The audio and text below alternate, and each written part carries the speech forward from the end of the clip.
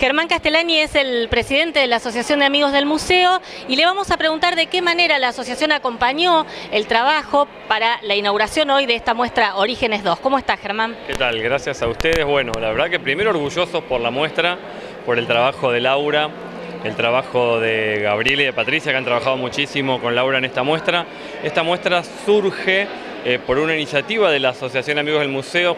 No recuerdo si fue en el 2016 o el 2015, cuando en una reunión de la asociación le planteamos a Laura el tema de lo que quizás la mayoría de la gente considera que es un museo, que es cosas antiguas. Laura en ese momento nos explicó de muy buena manera, con su conocimiento, que hoy en día el criterio del museo es otra cosa: el museo amplio, el museo dinámico, el museo abierto, no las muestras estáticas que permanecen en el tiempo. Pero dijo, bueno, empecemos a buscar, empecemos a mover contactos, gente conocida, y así surge Orígenes 1, que fue la que se hizo la otra vez. Como quedó mucho material, surge este Orígenes 2, donde ya empiezan a aparecer instituciones de la ciudad, como puede ser la parroquia, como puede ser los clubes de la ciudad, como puede ser el juzgado, como puede ser la comisión de fomento. Entonces van apareciendo, aparte de muchas donaciones de muchas familias, de, como le puso Laura, muy lindo nombre, de pueblo a ciudad, ¿no? El devenir de esa colonia Santa Teresa. Incluso está en una parte ahí el facsímil de la carta que Julián de Bustinza le envía al gobernador, 1876, o sea, un año después de haber fundado la colonia, le dice al gobernador: che, acá fundé una colonia, quiero el reconocimiento. Y de ahí parte esto, y realmente la muestra con el estilo de Laura, realmente súper didáctico, para que los chicos, lo estamos viendo acá, jueguen con el mapa, con el plano de Totoras, que sea algo no solamente venir a ver, sino a compartir, a escuchar, a sentir y a imaginar lo que fue. Por ejemplo, yo me sorprendía con el censo, el primer censo que está en una de las paredes, y no cuento nada más para que la gente lo venga a ver, que había más italianos que argentinos en el primer censo aquí en Totoras. Y bueno, y después las otras colectividades también, pero creo que no todos, yo por lo menos no sabía que en el primer censo fueron más los italianos que los argentinos que formaban parte de la ciudad. ¿Y con cuántos habitantes comenzó más o menos? Según el primer censo no llegaban a los 1000. Y fundamentalmente, esto también me sorprendió, había muchísima más gente en la zona rural que en la urbana. En el pueblo, en lo que era el pueblo, que debe haber sido 4 manzanas alrededor de la plaza, había muy poca gente. La gran mayoría de la gente estaba en la zona rural. Los límites en esa época eran distintos a los límites actuales de lo que es Totoras. Incluso el departamento nuestro no era Iriondo, sino que se llamaba San Jerónimo, que era un departamento que hoy en día es el departamento donde está San Genaro, pero esta era parte de ese departamento, después se volvió a subdividir, pero los límites eran distintos. O sea, Bustinza y Totora eran parte incluso de la misma colonia, porque predominaba la colonia rural por sobre la población, que es la población, tanto Totora como Bustinza, empieza a tener crecimiento a partir del siglo pasado, tenemos que decir bien, del siglo pasado, 1875, y en aquellos finales de 1800 el tema era la colonia rural. La vida de la comunidad pasaba en la colonia rural, en la cosecha, en la siembra, en la carneada, en los bailes, en las fiestas, era en el pueblo. Muy rara vez se venía, perdón, era en el campo, muy rara vez se venía el pueblo. Y lo que estamos viendo ahora es todo lo contrario, o sea, cada vez se despuebla más el campo, si valga la contradicción, y la gente busca venir a la ciudad, busca venir al pueblo, dejando la zona rural. Hoy en día son pocos los valientes que se queden a vivir en la zona rural, dado las comodidades que uno tiene en el pueblo y quizás no la puede tener en el campo.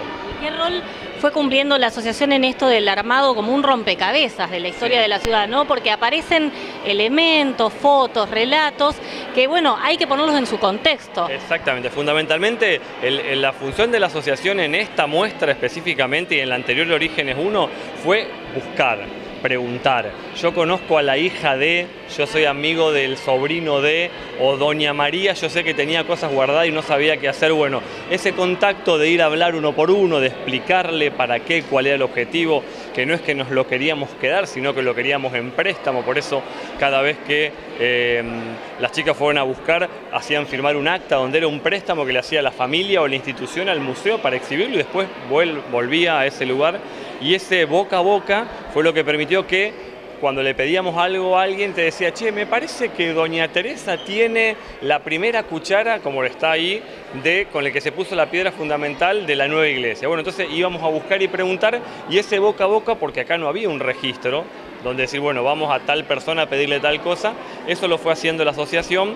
Y un trabajo fundamental que viene haciendo la asociación desde que se fundó es la restauración y la clasificación de la fotografía antigua, de parte de donación de la Peña Fotográfica, que en eso fueron pioneros, mucho también material de don Francisco Boneto, Chiquín Boneto, y ese trabajo de revisar fotos hace que uno vea y se dé cuenta que quizá determinada persona puede llegar a tener algo que hoy en día está exhibido acá y que realmente hay cosas que son increíbles. Invito a la gente a venir, se va a sorprender de encontrar determinados elementos que no se los vamos a contar para que no pierda la magia, pero realmente se va a sorprender. O sea, bueno, detrás tuyo, sin ir más lejos, la cadena con la cual Julián de Bustinza trazó. No lo conoce. Exacto, el trazado original de esta ciudad, que además es un dato distintivo de la ciudad, el trazado con su cuadrícula, con las diagonales. Y fundamentalmente la vara de Bustinza, como se la conoce en los libros, mucha gente pensaba que era un palo, que era una vaina, que era algo, y tampoco es una cadena, o sea, es una... Se podría decir. Es el nombre científico. Es científico, pero bueno, eso es histórico realmente. Creo que no sé si muchas poblaciones deben tener eso. Estuvo durante muchísimos años en poder de la familia América Echeverría y decidieron prestarlo para que el museo lo exhiba.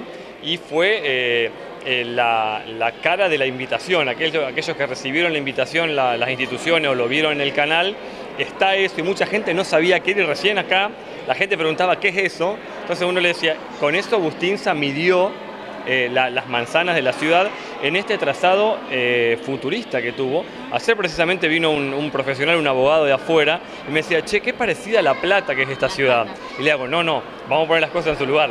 La Plata es parecida a Totoras, porque La Plata se funda después que Totoras, y realmente se lo decía en broma, esto nace de París, el estilo totorense tiene que ver con una plaza central que es el Arco del Triunfo y las diagonales que salen del Arco del Triunfo acá salen de la plaza central, pero viene de ahí, lo saca Julián de Bustinza, y Dardo Rocha, que funda La Plata, lo saca exactamente del mismo lugar, pero tenemos el orgullo de decir que La Plata copia a Totoras, porque Totoras tiene casi 25 años más que La Plata y tiene ese trazado particular, y Bustinza mide con esa vara cada una de las leguas o de los trancos que después formaron las distintas manzanas del casco histórico, o sea, los 4 bulevares y la plaza central.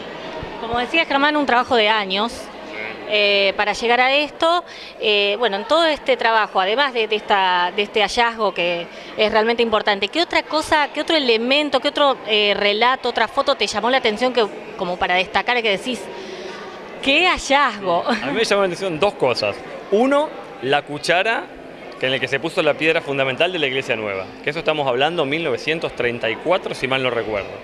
Y lo otro que me sorprendió, porque lo encontré en el juzgado, tengo que decir la verdad, cuando me asumí, entré a revisar, a limpiar, encuentro una cajita de madera, abro la cajita de madera y estaba la tinta reveladora y el pianito con el cual se marcaban las huellas digitales de los muertos. Me explico, cuando fallecía alguien en el campo que no tenía identidad, y no se me dio por tirarlo, estamos hablando 7 años atrás, digo, yo lo voy a guardar, el museo no había, digo, lo voy a guardar, en algún momento va a servir, y cuando Laura nos reúne hace unos meses atrás y nos comenta esta muestra, yo le hago, Laura, yo tengo, es una caja con 4 frasquitos, y me hace, está bárbaro, porque estamos hablando que desconocemos los años que tiene, pero uno si lo ve se da cuenta que tiene muchísimos años, incluso por la caligrafía que tiene la explicación, y está incluso la instrucción. Creo que esas dos cosas fueron los que más me llamaron la atención, de parte de cosas rarísimas que existen con esto acá, que para mí esto es la joya más grande que tiene el museo, la vara de Bustinza, fue lo que me llamó la atención. Y lo otro, lo que te comentaba, el dato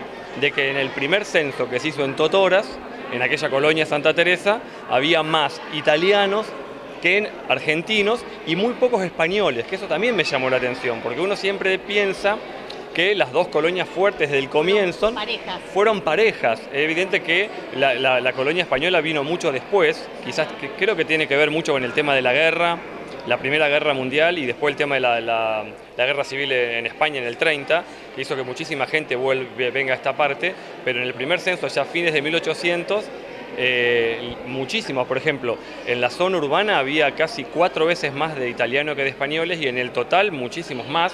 Españoles creo que hay algo de 400 y algo, italianos 400 y algo, y españoles 29.